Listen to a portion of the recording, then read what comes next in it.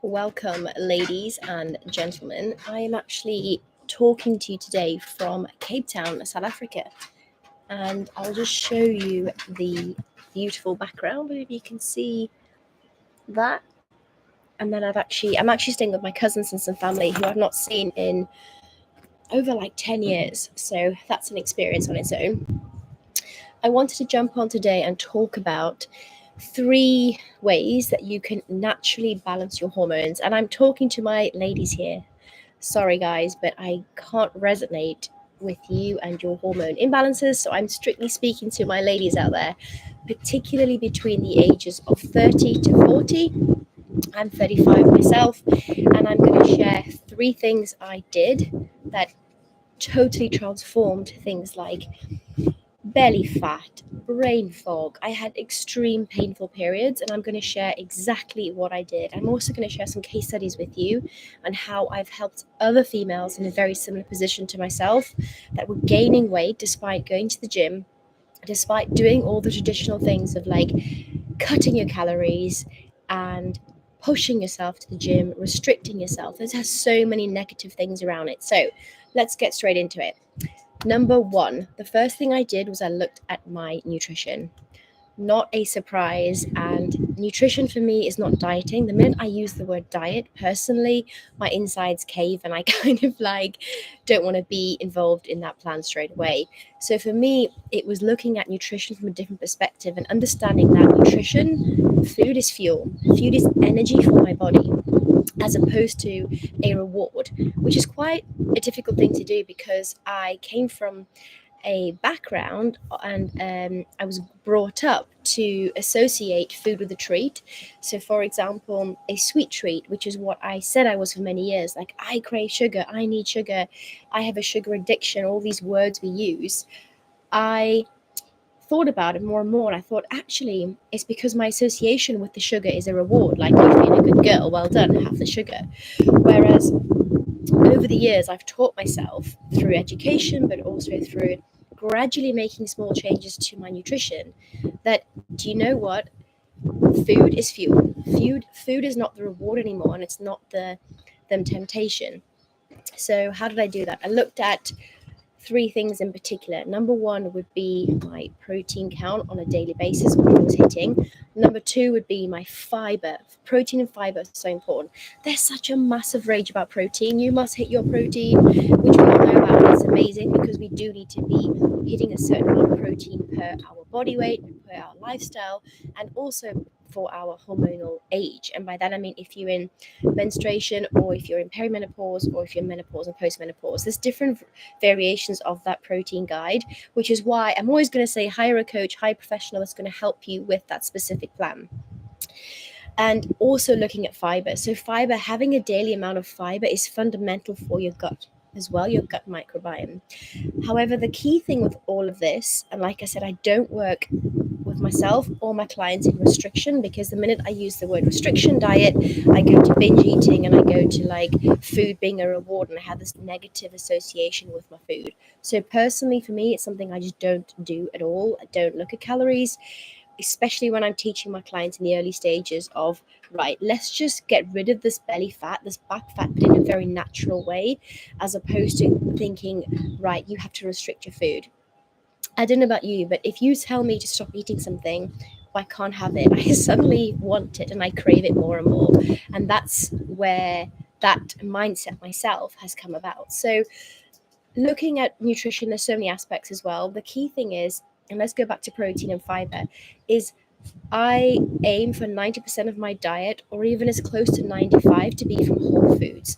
I really try and avoid things like supplements. I avoid, that's not too windy, I avoid supplements. I avoid kind of processed synthetic supplements or foods that have been made in a factory for very obvious reasons. There's additives that have been used to make it that composition for us to eat. So I try my very best to have locally sourced organic nutrition wherever possible, and also seasonal. So many of us become so like accustomed to one plate of food, which is fine for like practicality and lifestyle. And if you lead a busy lifestyle, you don't have time to like be a Michelin star chef and create a variety of different foods. I get it. I'm a time poor people myself. But when it comes to actually looking at what season you're in, so if you're in a very wintry season, look at the vegetables that are available to you in that season. Look at the different kind of protein, whether you're plant-based or whether you're meat-based, that's local to you, that's locally sourced, and it's grown and fed with less and almost no chemicals as possible. That's the ideal world.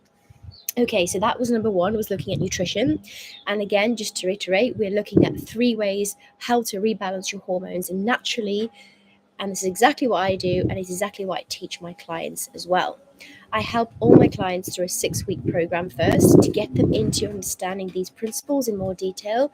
And the key is they work with me one-to-one as accountability, because it's so easy to read information, right? We're living in this amazing information overload where you can almost be overwhelmed and get stuck because there's so much information to look at. So having that coach, having that one-to-one support is what I do with my clients on a 6-week basis. And then from then, once they're accustomed to the foundations, we get them onto a monthly program so that it can be sustainable in the long term, because there's no such thing as a quick fix. There's no such thing as a one size suits all. It's very much adapting to your lifestyle and adapting what works for you.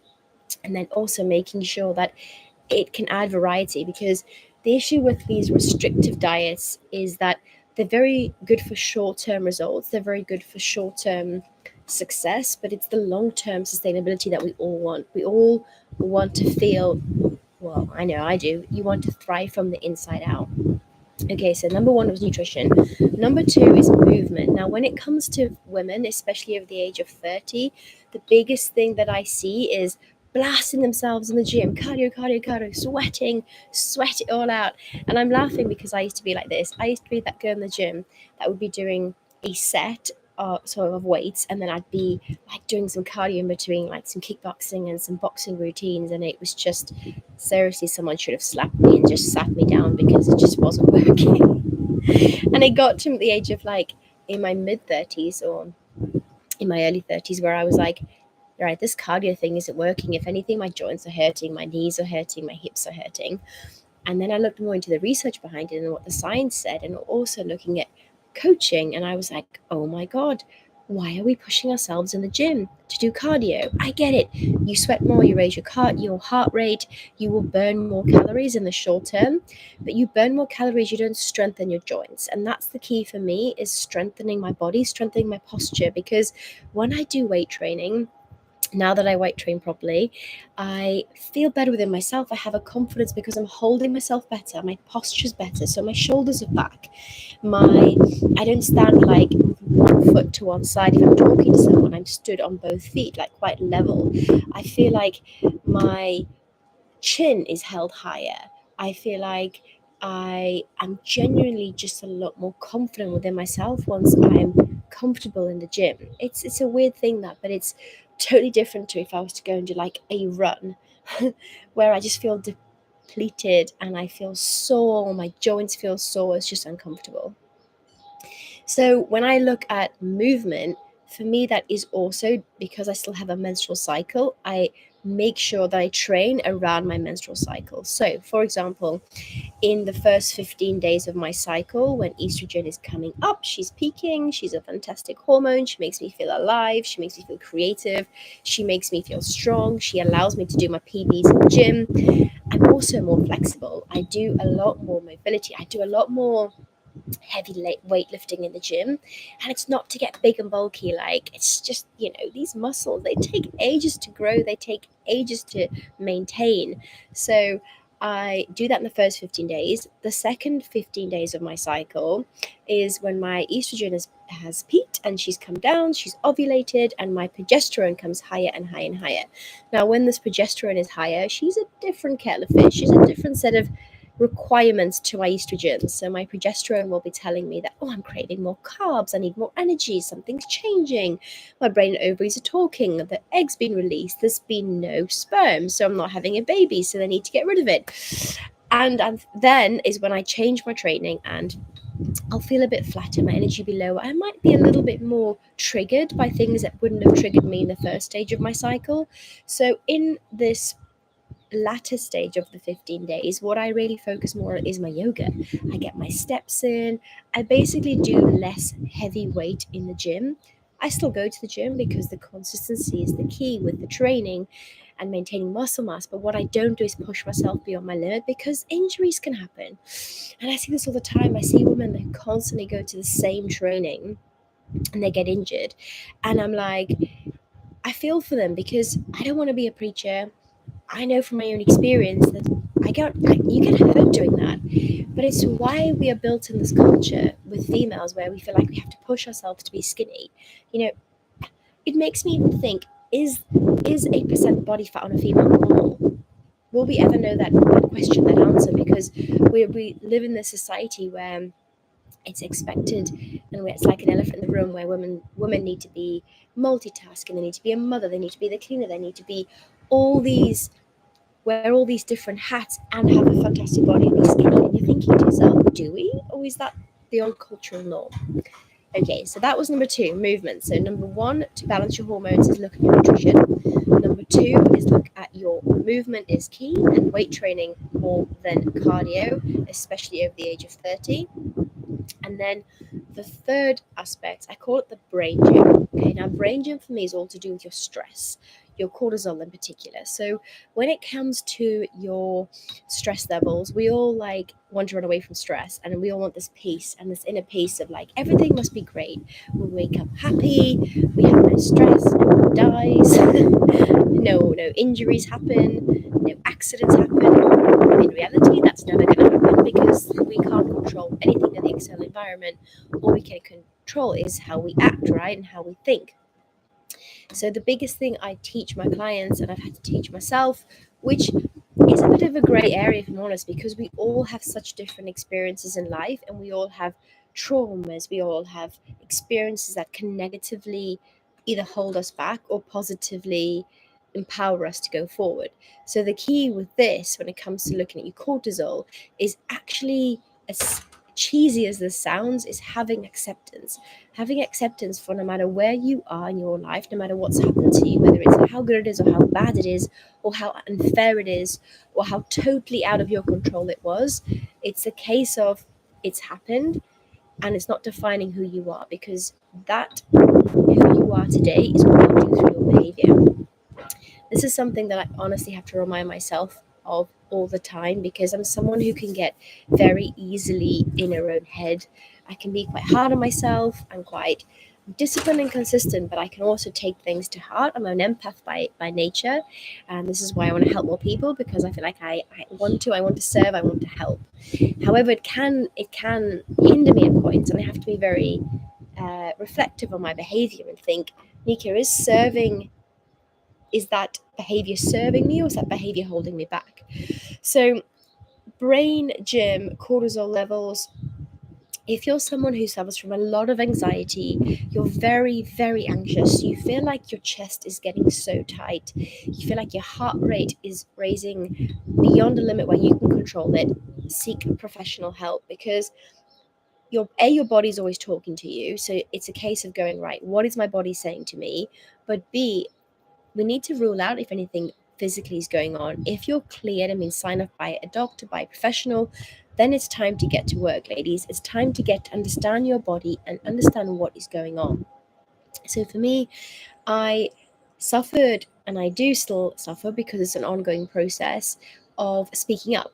So I would feel like I have a lump in my throat, or I'd feel like my shoulders get like hunched, my chest feels tight. And it's funny because people who meet me and my closest friends would say you're very direct, you're very to the point, you're very honest speaking, and all of that is true. However, it's almost like it comes at a cost, because when you are speaking your truth and you take time to think about what you say before you speak, depending on the situation you're in, and being an empath and caring what people think, depending on the situation, I've been told that you're emotionless, that you should speak more, that you've gone all hard and cold, and it's like I'm actually just trying to think about what to say because I want to be clear with my words, and I don't want to say words that I don't mean. So, moral of the story is there's so many different ways stress can manifest in your body. And what I teach females on my 6-week course is one aspect of cortisol and how to lower cortisol, because if you don't lower cortisol, she has this amazing way, because she's there to tell us stress is happening. If you think about why cortisol is released, it's a response by the brain to tell us to move, to run. Many years ago, the brain was evolved to run from an animal attacking us, or to run from fear, or to run basically to get us to help us survive. Now, what happens is, unfortunately, our wonderful brains haven't really evolved that much, and we live in a world where we're a lot safer, we're a lot more cozy and comfortable in our environments, and that actually means it's a hindrance to us, because our brain is at overload going, is that text going to kill us? And it sounds ridiculous, but is that phone call, or is that person's, what does that person's message mean? You know how your brain can sometimes tell you things and you're thinking, oh my God, I had it the other day where a client messaged me and I totally took it wrong, because I was thinking I was doing something wrong, because I'm always trying to please. And then I was like, once I spoke to the client on the phone, it was totally nothing to do with anything with myself. Something had happened, had triggered, the message came across in her perception, which is fair, and it affected my cortisol. So I had strategies, and I have strategies in place to help me manage my cortisol and lower it naturally. Okay, so let's just sum up these three strategies to help you balance and rebalance your hormones. And if you have imbalanced hormones, this can manifest with things like carrying excess belly fat, back fat, brain fog. If you're struggling to think clearly, if you've noticed a change in your anxiety, like you've noticed that things that wouldn't have triggered you before are now really triggering you. A big one for me was painful periods. I suffered with painful periods for more than 15 years of my life, to the point where I was wearing nappies in bed. It was a shameful thing to be doing for me, because I was with my boyfriend and I thought, this is just not nice. I mean, we'd make a joke about it and we have a very open relationship, but it was very much like, I don't want to be that person wearing a nappy and wearing it in the middle of the night, waking up every 2 hours thinking, have I, messed the complete mattress up? So it's very debilitating having painful periods. And if you have them, it's not normal. Please know there's something you can do about it. I'm now 9 months in pain-free periods, and I still can't believe it. When the month comes, I'm a little bit like, it's gonna hurt. Wait, because do I need to book time off work? Do I need to get a hot water bottle? Do I need to get into bed? And I'm like, oh, I'm not sore. I can feel it, but it's not sore. And I'm like, wow, all of this, ladies, is because I did these three things. I'm not holding anything back. What I've taught you today, what I shared with you, is exactly what I've done myself. The only thing that I definitely would recommend you do, and that's what I did, was I hired a coach. I hired a coach to help me, because it is so easy. There's so much information out there, and all the answers are already there. Like, you probably know already how important protein is. You already know how important it is to go weight train versus pushing yourself in the cardio and hurting your knees and your joints. You probably know that excess cortisol and too much stress in your life isn't good for you. But are you doing anything about it? And I was like you, I wasn't, because I almost had a bit of a stubborn streak to me as well, where I was like, I totally know how to do all this and I'm fine. And this was holding me back. This mentality of thinking I knew better because the answers were so simple was holding me back.